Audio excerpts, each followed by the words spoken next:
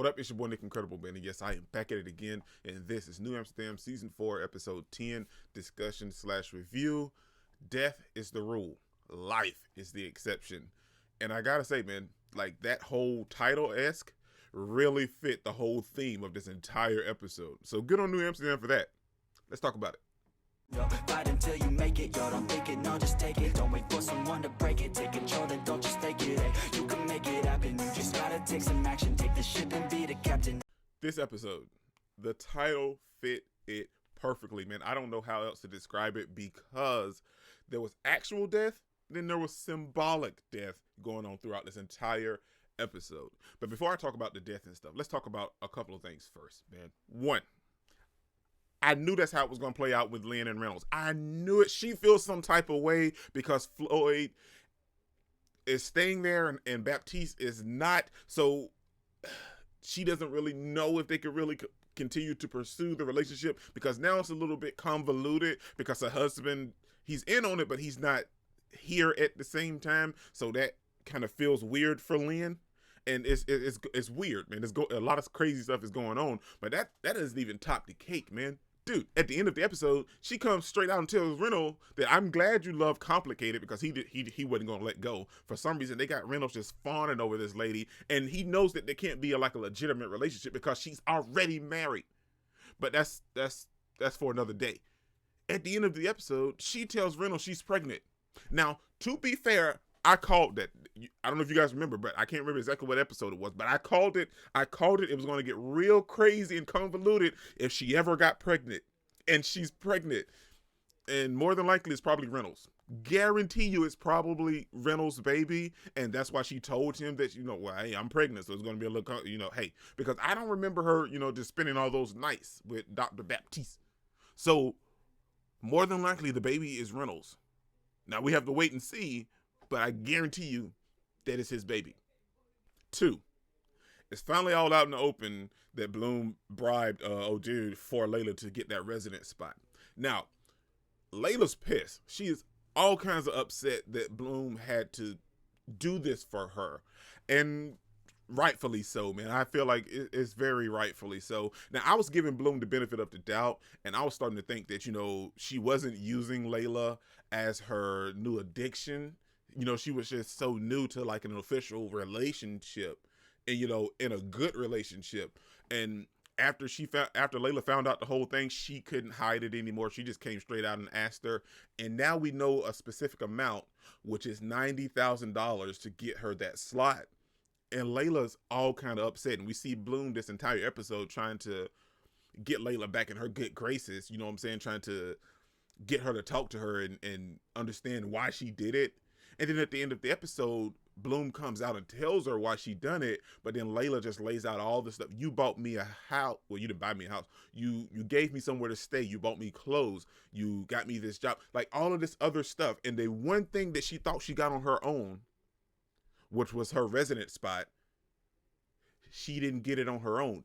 You paid for it and got her for it and got it for her. And Layla feels like you're just trying to own me. Well, own Layla, not own me. But now that I think about it, when Layla just kind of lays out the facts like that, dude, that actually is kind of true. Now, the only thing I could give Bloom the benefit of the doubt on is because she doesn't really know how to have a successful relationship. That's the only thing I can give her a pass on. So her doing this stuff is bad, but I understand because she doesn't know how to have a successful relationship. So with her having a good relationship with Layla, she feel like doing all of these things for her and spending all of this money and everything is what gratifies her to have that successful relationship. And that's not the case. You just have to be in love with each other and just, be there for each other.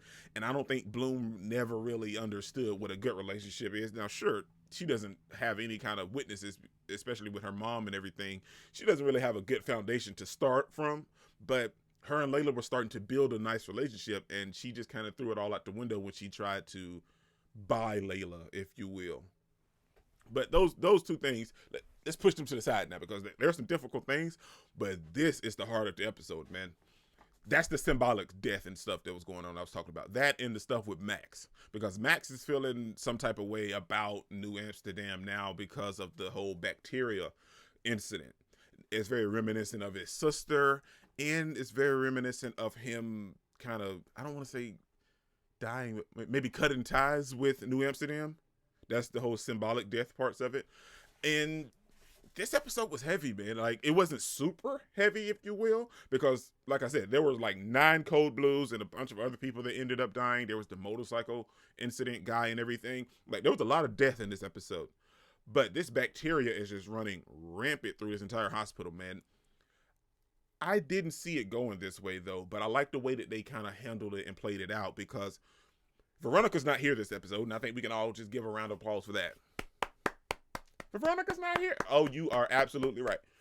Veronica's not here this episode, and they're having to deal with the problems themselves, and at this point, Max is the go-to guy, because, you know, he isn't the medical director anymore, but, you know, he still has that position a little bit, and he knows the people to call. So he calls the CDC to deal with this whole bacterial outbreak, and they had to shut down the entire hospital. Now, they could still receive patients because they were trying to access where the bacteria was coming from, but they were just a little bit more careful than they normally would have been. So they were still receiving patients and everything, and they were trying to locate the source. And while that's taking place and happening, we have Reynolds trying to operate on one of his patients that has the bacteria, but it's like in a very small form on her lungs. So he tried to cut that out, but by the time he done that, it spread to her lungs. And in that particular moment, Walsh contracts the bacteria. Now, they had narrowed it down to a couple places that the people kind of intersected with each other to where the bacteria could come from. And at that moment, I knew, I thought it was the coffee. To be fair, I thought it was like the coffee maker or something, because it kind of hinted on, like they were very adamant when they showed the camera on Walsh drinking his coffee. And then next thing you know, Walsh has the bacteria. And I was like, oh my gosh, here they go again. New Amsterdam loves to play with my heart. And we see Walsh in the hospital bed, laying there sick and everything. And every antibiotic that the dude from the CDC tried, nothing was working. They tried a bunch of other options. Nothing was actually working. And then him and Max kind of came up with a general idea of trying some of the antibiotics that aren't on the shelf, that aren't recommended. And, you know, that's kind of been shelved because they had horrible side effects. They basically killed people. And they found one that actually worked to fight the bacteria. And it was antibiotics from the 1950s. That's crazy, man. It was a bacteria. I mean, it was a antibiotic from the 1950s to fight this bacteria that's running rampant through the hospital. And it actually worked, but the side effect is it attacks your kidneys and causes you to have kidney failure. I mean, I'll take it, because I mean, I don't want to die, but I mean, to be fair, my kidneys gonna get messed up. And so they had to administer the antibiotic while running dialysis on the patient, because the antibiotic causes kidney failure. That's a lot, but I mean, if it's gonna help me live, I'll take it.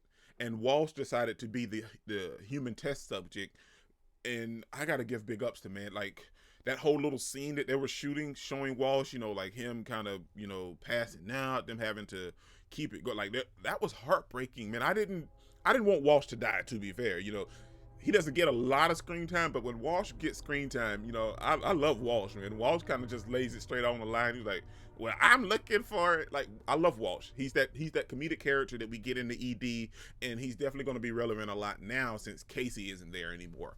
And he's Bloom's kind of second in command, if you will. And I would have been a little hurt if they took Walsh off the show, but everything worked out fine. Everything was copacetic, but we see that Max is feeling some type of way about leaving New Amsterdam. And I don't know how he felt, because they kind of tossed it up in the air this entire episode. But Reynolds told him, well, okay, how you going to tell Helen that you want to stay at New Amsterdam? And I feel like in that moment, he really wanted to stay, but he knew he couldn't do that to Helen. So I feel like Max is really in a lot of turmoil now, kind of going to London and then leaving New Amsterdam, because I don't think he really wants to go, but he doesn't want to hurt Helen as well. And he feels like, Max does deserve happiness, but I know we all want him to stay at New Amsterdam. Everybody else wants him to stay at New Amsterdam, but I feel like he doesn't want to let Helen down. So he decides to go.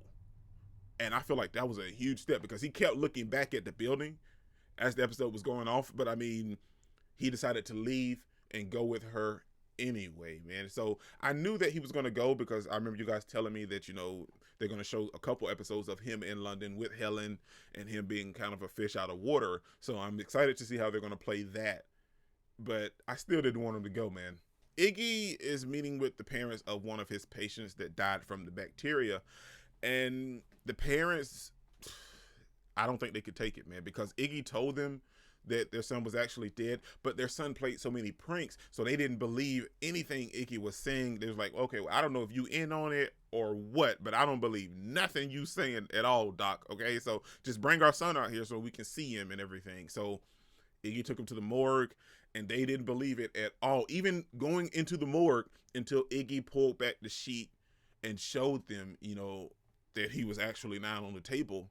And the father punched Iggy. Now, to be fair, I understand because, he's in shock and he's grieving at the same time. So I get that.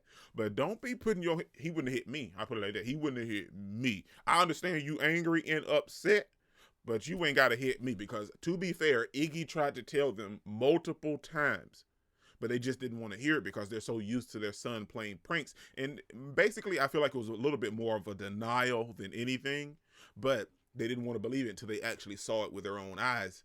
And sure, that was still like the actual death incident, but I felt like it was a little bit more symbolic as well because the parents, they knew this, they heard it, everything Iggy was saying, but they just didn't want to believe it, man. And we see Iggy's trying to actually help them because they're in shock in their grieving, but they're starting to turn on each other in this particular moment. And that's one of the things that I really loved about this episode because it kind of dealt with the mortality of life. I mean, you can't live in the fear of death. You know what I'm saying? You have to live your life. Don't let death conquer your life before you even die. I don't know what I'm trying to say, but I'm saying is that, you can't fear death, man. You have to just live your life to the fullest and enjoy every moment possible on this earth, man. And when it's over, man. You can say that you had a fun, fantastic ride and you got to see some wonderful things.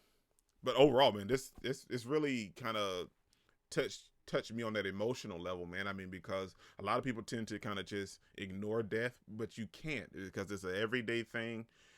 It's a major part of life, man, and it goes hand in hand. Death goes hand in hand with life. Life goes hand in hand with death, and it's just one of those fantastic, sad but fantastic things, man. Because life is a wonderful journey to behold, but death, we don't know.